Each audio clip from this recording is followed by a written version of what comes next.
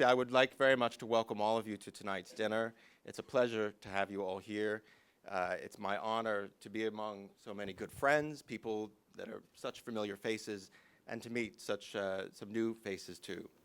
It's also my honor to work so closely with two organizations that care about strong corporate governance as much as Deloitte does, and that is INSEAD, who are a pleasure to work with, and also the French Association of Corporate Governance.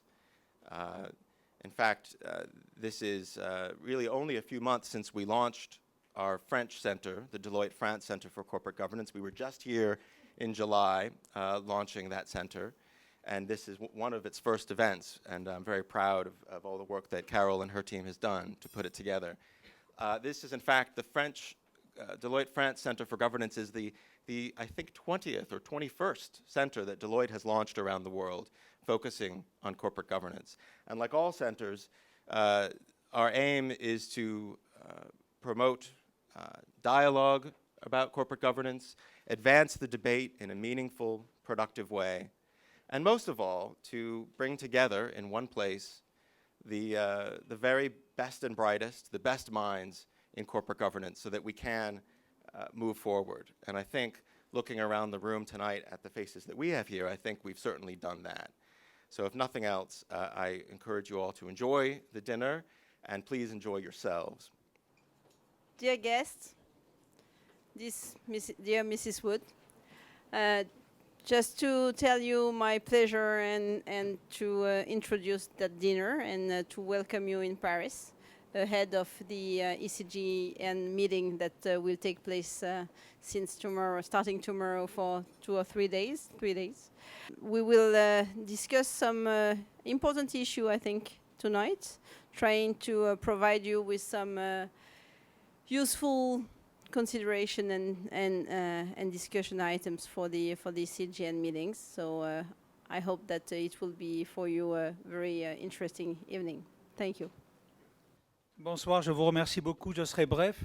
Nous travaillons pour favoriser le dialogue nécessaire entre les émetteurs et les actionnaires afin de retrouver la confiance. Même pendant cette période de crise grave aux multiples facettes, je pense que c'est une opportunité pour mettre en place d'une façon concrète les principes de gouvernement d'entreprise définis notamment par les guidelines de l'OCDE, auxquels nous avons contribué modestement. Il est important aujourd'hui que les investisseurs institutionnels qui ont des équipes dédiées s'impliquent dans un audit, un contrôle de la bonne implementation, de la bonne implantation, respect des principes de gouvernement d'entreprise et de la régulation. Il est difficile pour les régulateurs publics de pouvoir effectuer leur mission complexe aujourd'hui s'ils ne sont pas relayés par les investisseurs institutionnels qui ont les moyens et les équipes dédiées. C'est le message qui est prudent et modéré que je voudrais faire passer en tant que président de l'Association française de gouvernement d'entreprise. Bonne soirée. So it's a pleasure as INSEAD faculty member, I already introduced myself, to see so many of you here. I first would like to, all of us, to thank my former chairman, actually, Claude Janssen, Président d'honneur of INSEAD still today, and who is actually welcoming us as member of the Cercle Interallié. So thank you very much, Claude, for, for having us. And my second task is to moderate or keep Theo, my dear colleague. It's much easier to manage Theo as a colleague than as a dean, I can tell you. But Theo, I would like to introduce him as a rare bird. He's one of the few Flemish who says he's born in Chicago. And he's certainly one of the few Belgians who complain Chicago isn't what it used to be. You know, that Friedmanian economics is on the way down, and he bitterly complains about this, but then sort of tries to really turn things around at INSEAD with some success. And so Theo is also writing sometimes in the Wall Street Journal. And it's a pleasure to listen to him. It's easier to listen to Theo once you know him. He's quite strong-minded, and he certainly tries to keep his students awake. So Theo, Thank you for your opening comments, which are here more to add a little bit of salt and pepper to the meal, should it need some. Thank you.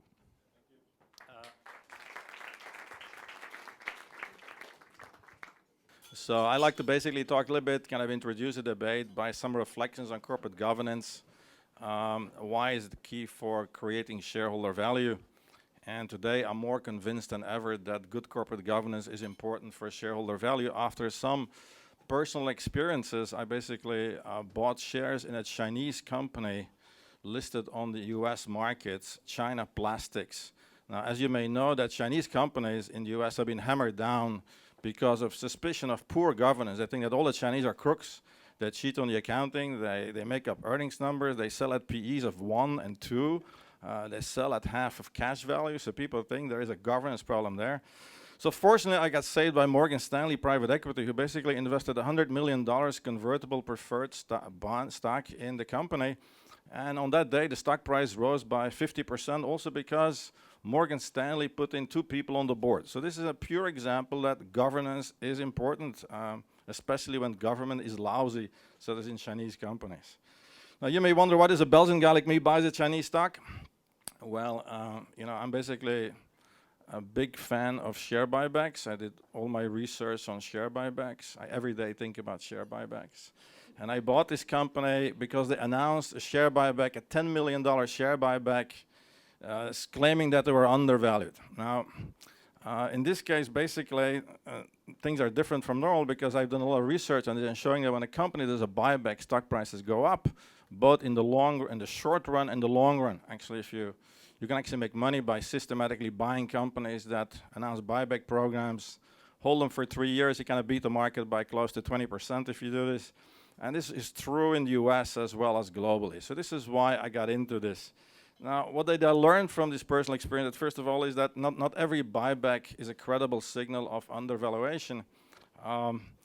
The buyback announcement is really not a firm commitment. When a company announces we plan to buy back stock, they really don't have to do it. So it's an open-ended commitment. So it may well be they're just lying and cheating here. And basically the reason why the market didn't go up is because essentially the market doesn't believe the Chinese management. I think they're just making this up. And in this case, the market was right. Actually, although the company announced a buyback of $10 million in April, actually no shares have been bought back today. So clearly, this encouraged me now to do a study on corporate governance and buybacks. And indeed, in a recent paper I have with Urs Peyer and Alberto Manconi, we find that the quality of the repurchase signal depends very crucial on the corporate governance metrics of the company. So bad corporate governance is essentially the most driving force between long-term returns, not so much the buyback activity. The second lesson I learned here is basically that in order to get active investors involved, you have to give them some incentive to do so. And the typical complaint of shareholder activists is saying, well, corporate governance doesn't pay. I mean, I have to do all the work, but then everybody that owns shares in the company, they benefit too. So why should I do the effort? So here the Morgan Stanley example is a case where Morgan Stanley gets access to an investment opportunity that's not available to other investors, and they would not be able to get this return by buying shares in the market of this company, because this company basically has a small float. And the last thing I learned here is basically to be very skeptical about regulation. Coming from Chicago, I've always been very skeptical about regulation, but more than ever today, because China Plastics complied with all the SEC regulation, the disclosure regulation. They have a majority of independent directors on the board. Now, none of these independent directors cared that they announced a buyback and didn't do anything. I mean, so it seems to be that there is some problem here, but depending on regulation. And the most recent example, obviously, that we all now involved with is the regulation of governments in banks. You know, we were told that the previous crisis is caused by greedy investment bankers trying to maximize their bonus by taking excessive risk. So what did the regulators do? Okay, we're going to cut down on bonuses of bankers. So what has happened in banks now, fixed salaries has gone up. As a result of the increase in fixed salaries, essentially now the operating leverage of banks has gone up. So banks have now become more risky, not less risky as a result. Secondly, we've been told to invest in riskless assets like government bonds of Greece. I mean, if you think about the government, the European regulatory authorities consider any bond issued by a member as risk-free. Even during the recent stress test, 80% of all Greek bonds are considered risk-free because they're on the bank's banking book. So clearly, the regulator is ignoring market reality, and as a result, we're now sitting in a new financial crisis that probably will need some new programs and new courses for the future that I will maybe talk about later on. On the basis of this, I'd like to make a few recommendations for topics on the next conference that you have. The first one is, how should board members respond to stock prices? When the stock goes down, should you just say, well, the market is crazy, everybody's stupid, and we ignore this, there's just animal spirits in the market? Or should we say, well, is there something wrong with the strategy? Do we talk to the CEO and say, well, why is the stock price going down? If a company announces an acquisition and the stock price goes down, should you question the wisdom of this acquisition? If you fire the CEO for alleged sexual harassment and the market cap of your company falls by $10 billion in a day, do you say, well, excuse me, I'm going to rehire you because of a mistake? Or do you do the opposite, do a share buyback like Hewlett-Packard has recently? So answering these questions, I think, requires solid valuation skills. I think every board member should learn valuation. This would be a topic on our next course at INSEAD. You should be able to communicate with the management. When the management says, my stock is cheap, okay, show me. What valuation model do you use? What assumption do you have in your spreadsheet? Just tell me, why do you think the market is wrong and you are right? So this is one, I think, important, element of board members' education. The second is, how should board members respond to shareholder activists such as hedge funds? I mean, I get the impression a lot that hedge funds, when they arrive in your company, it's like the barbarians at the gate. We should do something, we should fight them. But if you look at the empirical evidence on this, on average, whenever a hedge fund enters into the ownership structure of a company, share prices increase by 6%, and this is not a blip, it's a permanent change. In a recent article on hedge fund activism by 3 academics, they basically find that these hedge funds basically really create value for stockholders as well as for the owners in the of the hedge fund itself. And I think their explanation is that hedge funds do not have the same free rider problem. A hedge fund is not like a pension fund where you're owning 100 stocks, and if I own 100 stocks, why would I want to waste my time with corporate governance of one of these companies? But if I can invest in 3 or 4, of course, it means taking more risk. I really can essentially put a big stake in those firms and actually improve the value of these companies. So this is one topic of debate. The last thing is my more controversial topic that, is really controversial. I'm sorry here, in the sense that I think we are now in big trouble in the world. Why? Because we talk here about corporate governance of companies. But in the meantime, the whole macroeconomy is coming down. It's like talking about how to rearrange the chairs on the Titanic. I mean, we should really start thinking about how can we improve the governance of politicians. I mean, the problem with a politician, I think, is a politician is like a company where the CEO has no shares in the company. Not only the shareholders vote for him, but also the customers vote for him and the employees vote for him. So what does he do? He gives away the products for free. He fills the whole government with government workers. And then in order to get the votes of the taxpayer, he said, well, I cannot really tax people to debt, so I'm going to borrow money. Because people really don't know that they have to repay this debt. They really don't realize this. Or I'm going to borrow it from foreigners. Foreigners don't vote. Or I'm going to borrow it from future generations. They don't vote either. I think we got a problem here that our democratic system is fundamentally fiscally unstable. So my revolutionary proposal, which I also wrote down in the Wall Street Journal, I've been on CNBC with this kind of stuff, is that you should have bonuses for politicians. You should have bonuses tied to performance, such as the Maastricht criteria. Also penalties for politicians. I mean, imagine that the Greek government today, that the prime minister had to put his house as collateral against government debt, that he would implement those changes. So my proposal is half of your personal wealth of a politician has to be put as collateral against government debt. Now, I've been sending those proposals to Herman van Rompuy, my good countryman, but so far I got no reply. So I hope you, those of you who are friends of him, write to him and say we need to do something about governance of politicians, because I think otherwise we are basically getting in a perpetual mess, and all the discussion of microeconomic issues such as corporate governance is actually kind of trivial compared to the big problems of the world. And that's all I got to say.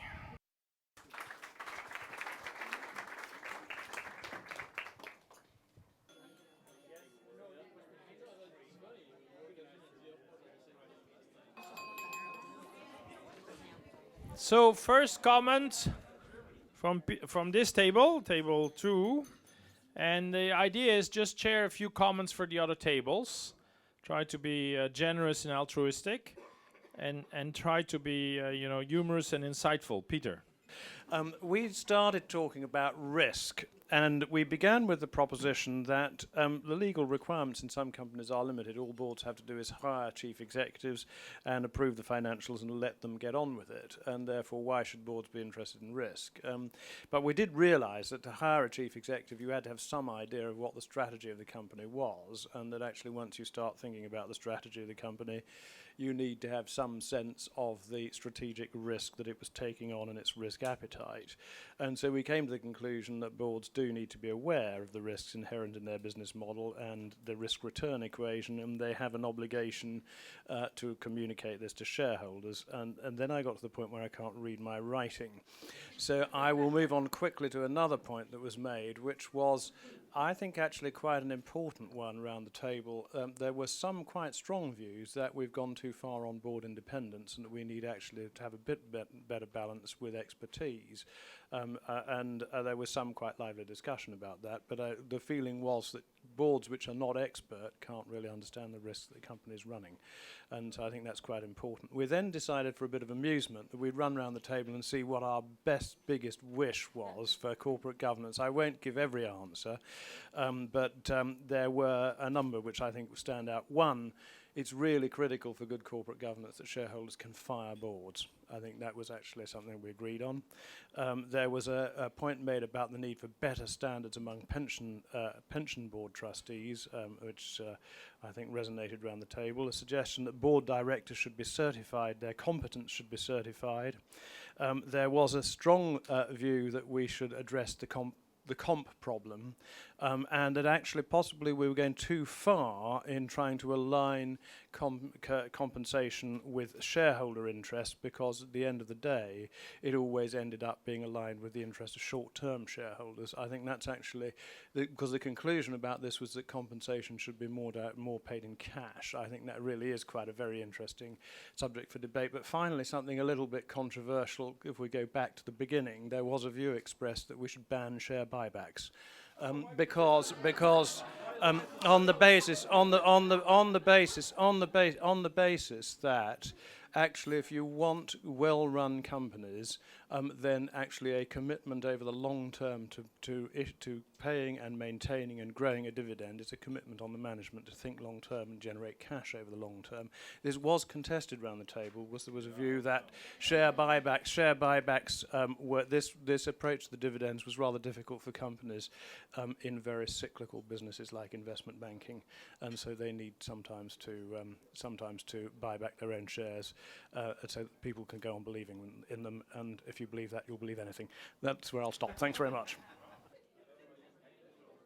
We talked about two issues. We started talking about risk and strategy. Well, actually, we talked about three issues. We had a hearty debate about the CEO of HP and my disagreement with much of what my colleague here said in his lecture about that. But anyway, we won't go into that.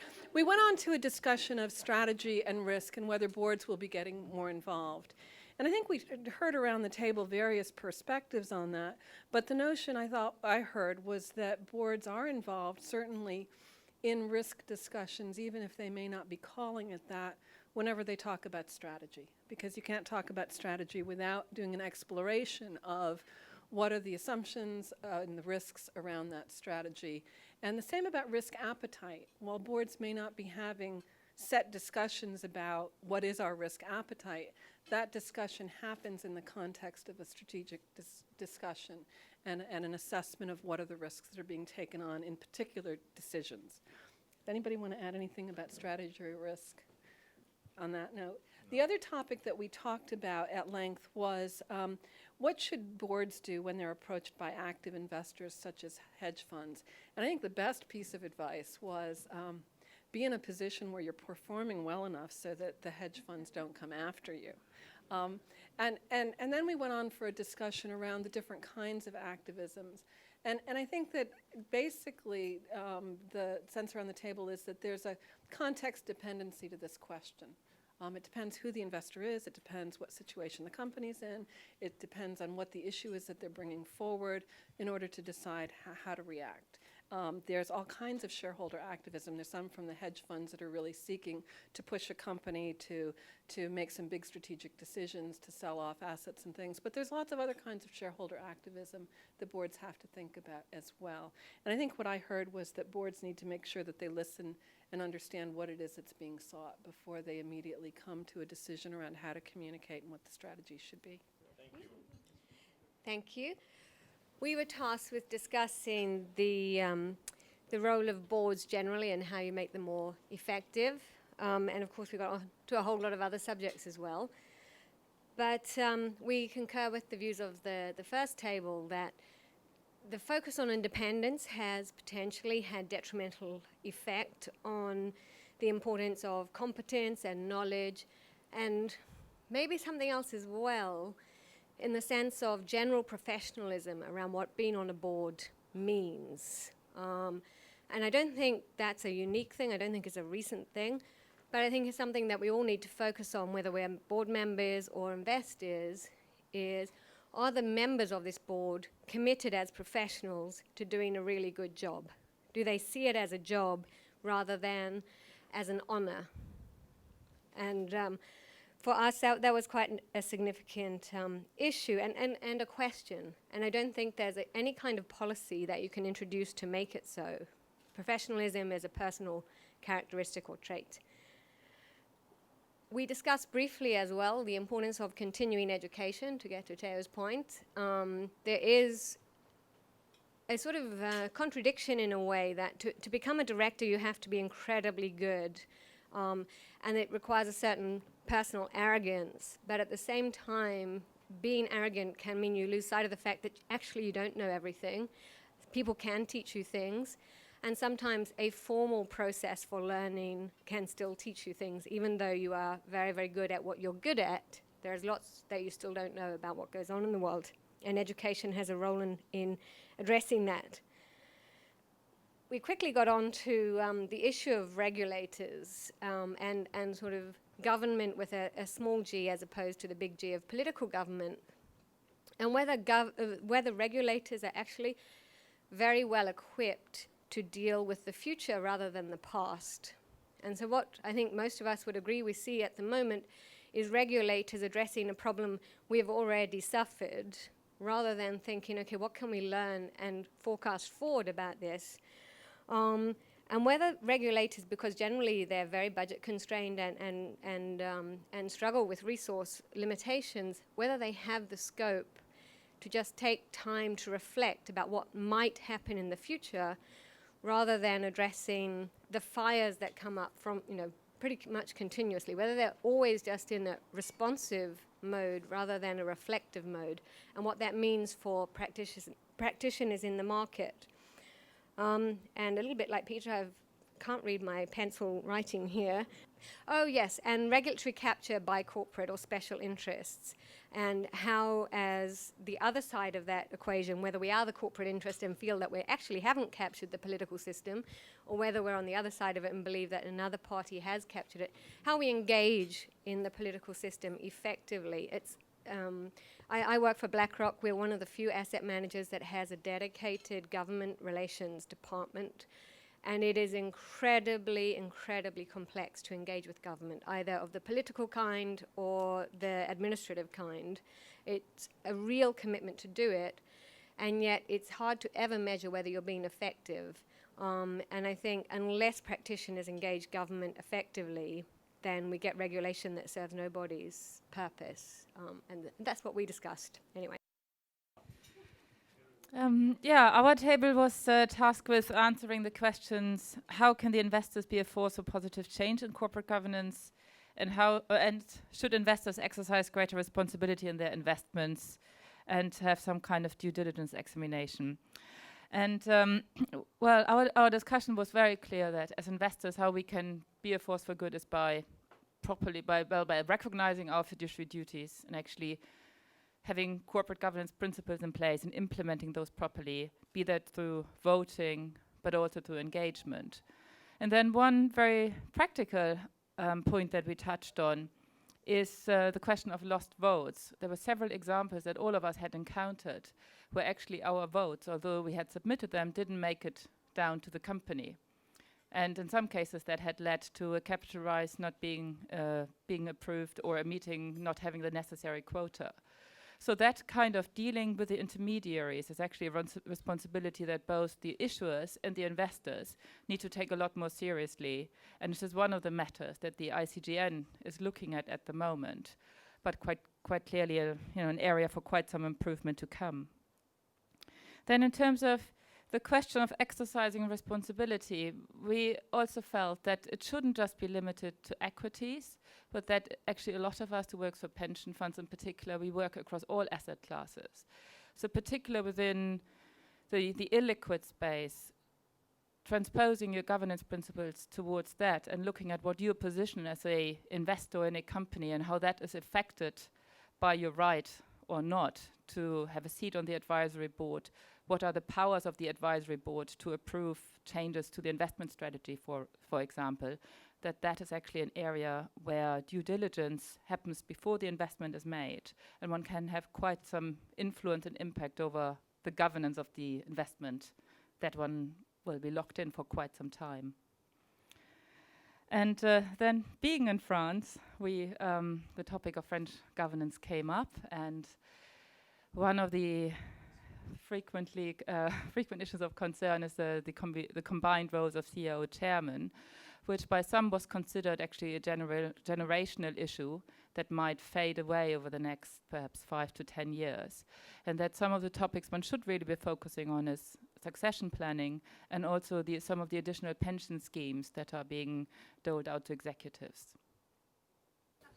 So we took the great lead that was provided by Theo and just decided that we would dig into most of his subjects. Our first one was regulation, which, to be frank, we could have talked about through the whole rest of the conference. We talked a lot about it. We focused a little bit on market effectiveness, a lot of the things that you've seen, whether it's concepts like financial transaction tax, how to deal with hedge funds, other things like that, and just had a debate about the dual prospects that there are with regulation, particularly now around financial regulation, which is this idea of safety and soundness versus whether or not financial services companies can help economies grow, and where's the balance and where's the cutoff, and you need to do both. So we talked about that. We also talked about education of board members, and we almost put together a little business plan for the ICGN. I don't know that she was biting, but we were trying to develop revenue streams at our table to support the economy. So we talked about the need and the lack of focus right now there is, following once again on Theo's comment about whether or not people have valuation and understanding of valuation, and that led to a conversation about how do you think about long-termism and short-termism, and with the speed of technological development in the world right now, is there actually such thing as a long-term investor? Does it actually even exist anymore? Now, and we know, we would say, we would, but we would, what we would argue, right? What we were arguing is not so much that there's not any, but that the designation of long only, which used to be a very broad group, used to be what we've seen in the market is a lot of people trade pretty heavily. So in other words, it's not just hedge funds that trade. Everybody's trading other than the index. So we focused a little bit about that. What else? We talked about Europe and France in particular, and whether or not they were going to find a way out of this particular pickle that we're in right now. So once again, Theo, thank you for talking about politics. So we basically copied Theo and talked about his. So you did a great job. Yeah. So very briefly, we had a sort of separate conversation on this side of the table. It was about the definition of corporate governance and who is it supposed to, whose interest it is supposed to serve. And common definition, it is supposed to serve the interests of the investors. And we had a debate whether corporate governance should evolve in the future into something broader, like social responsibility, corporate social responsibility. And we had a debate about are the two notions aligned or not aligned, and what are the difference between the two, and should a company, I mean, should the very long-term interests of a company be looked at wider than the interests of the pure investors? Because in the long term, everything should converge, like the staff, the government, the candidates, the social partners. So we had this debate about the comparison of corporate social responsibility and corporate governance. So it's many open questions, so we didn't have answers really, but can be a subject of further debates. Before I free you for dessert, I want to leave you with a funny thought. It occurred to me, one thing that might be appropriate to bring up in this venue is a little something, a sort of terminology that's often used in the retail industry called the Gruen transfer. Does anyone know what that is? Anyone heard of that? It's a little, I hope this isn't too forced, but I think it's a clever little thing. Gruen transfer is, it was named after the guy who, I think an Austrian architect, who invented the shopping mall, the concept of the shopping mall. And his theory was that as you enter a shopping mall, the environment, the design, the layout, everything that you're surrounded by is unusual, sometimes intentionally confusing. And what it does is this transfer is a psychological state that puts you in the mood to, in a sense, drop what you came in for and be more psychologically prepared to look at something new because you're in new surroundings. And I think what we have here tonight, in some ways, we can call the ICGN transfer. I think that this is really what the ICGN means to me. We often arrive at ICGN conferences and we're surrounded by new surroundings, something as beautiful as this, and amazing people, bright, intelligent people who have different points of view that encourage us to rethink where we're standing and accept new positions. So I think this is, to me, a great way to start a 3-day, 2.5-day conference. And I hope that we're all prepared psychologically to accept new positions too. And I think it's been a great discussion all around. So thank you again. Before we free you for dessert, I did want to offer, we do have the chairman of the ICGN with us this evening, Christy Wood, and I'd love to offer you the microphone as well. Thank you very much, Dan, and thank you to INSEAD and AFGE and Deloitte, because this has been a terrific way to start the conference. All the issues that are on this list here, banking, regulation, investors, ESG principles, will be hotly debated in the next few days, and this was an excellent way to get started. So thank you to everyone, and thanks very much to our hosts.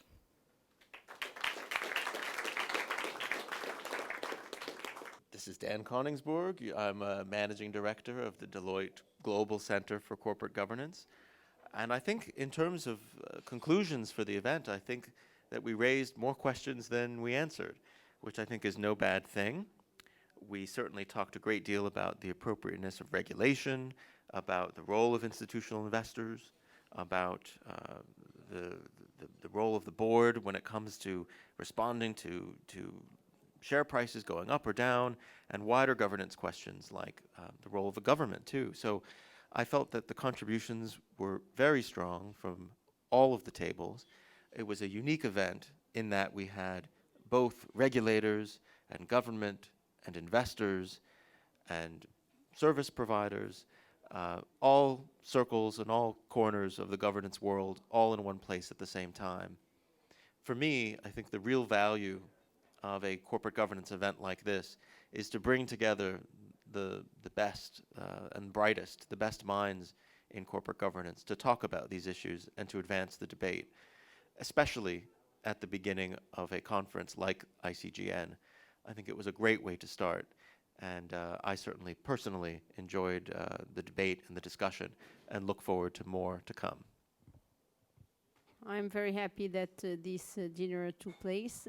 I think it has been the opportunity for all the guests to meet together and to spend a moment speaking about corporate governance issues, especially in these difficult times with the difficulty in the markets.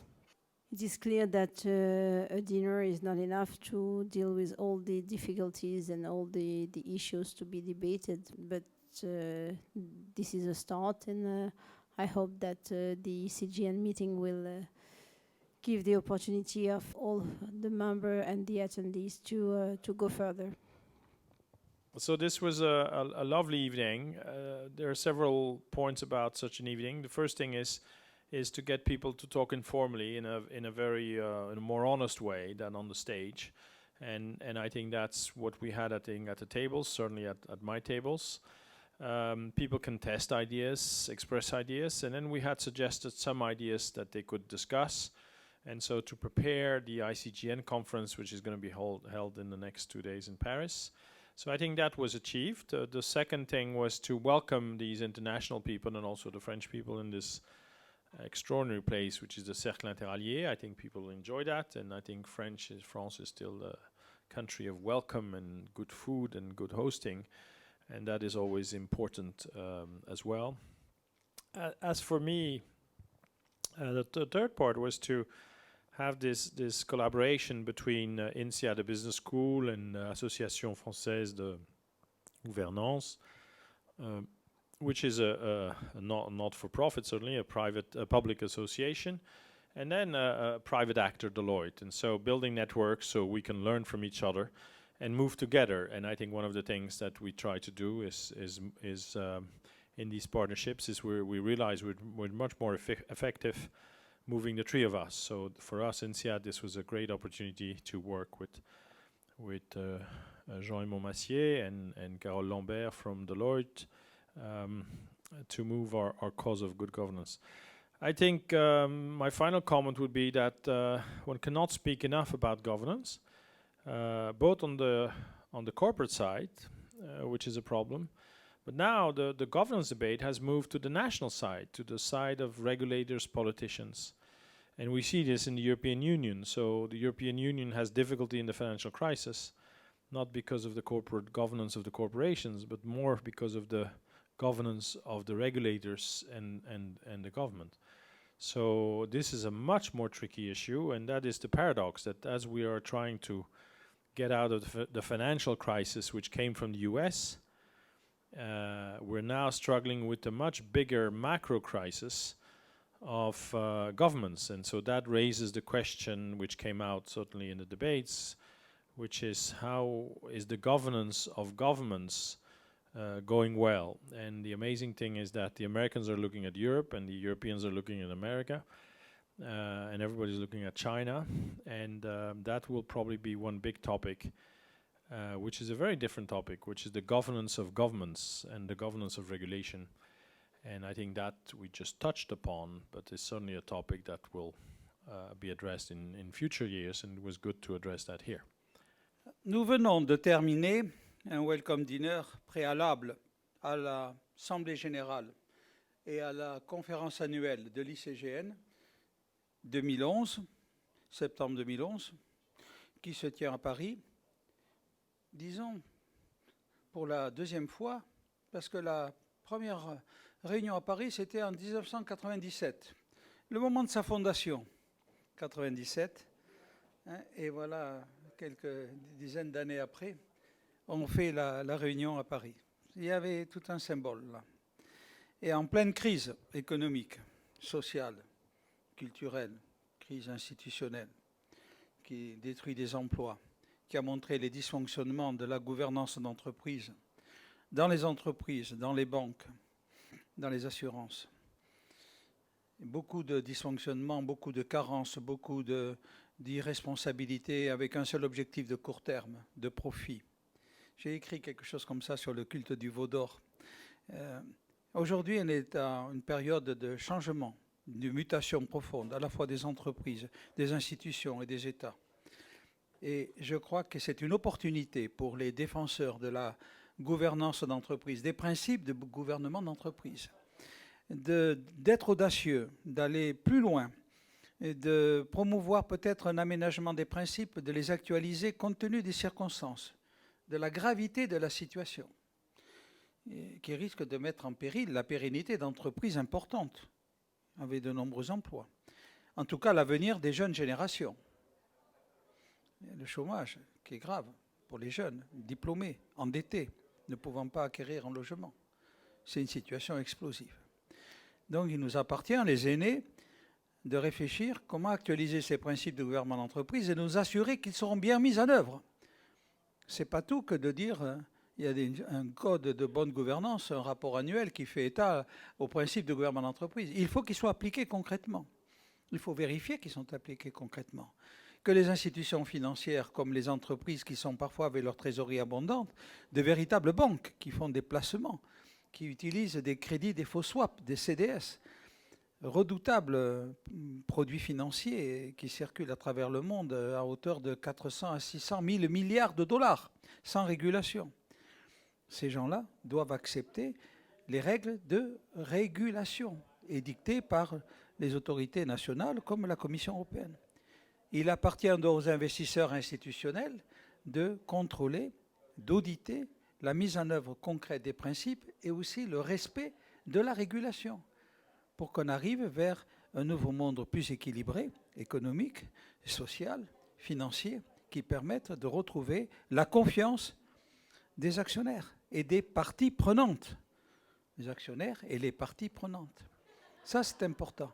Ce dîner permettait justement de réunir des gens représentatifs du monde des investisseurs, des actionnaires, et aussi des émetteurs, c'est-à-dire des banques, des entreprises qui placent sur le marché des actions à la rencontre de gens qui ont des économies pour les placer en bourse, mais qui n'ont perdu la confiance. Il faut retrouver la confiance.